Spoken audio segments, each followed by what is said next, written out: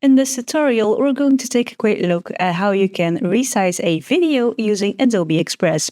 So go to adobe.com/express and then go to the browser app using this button here, or use your Creative Cloud app on the computer to access this browser app.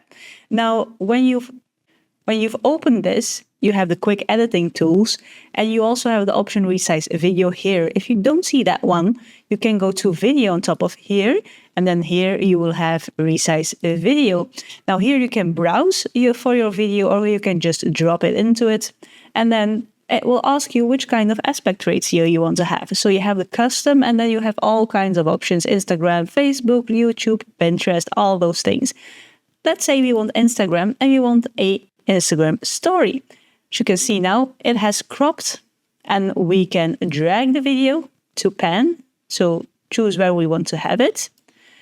You can also choose you want a portrait or a square, IGTV, all those things.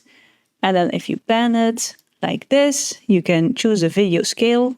But if you make it smaller, you will get those black bars.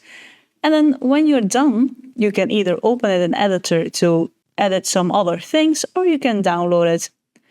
And then when you download it, clicking that button, Adobe Express will download the file for you. And then we have this Instagram story real size video.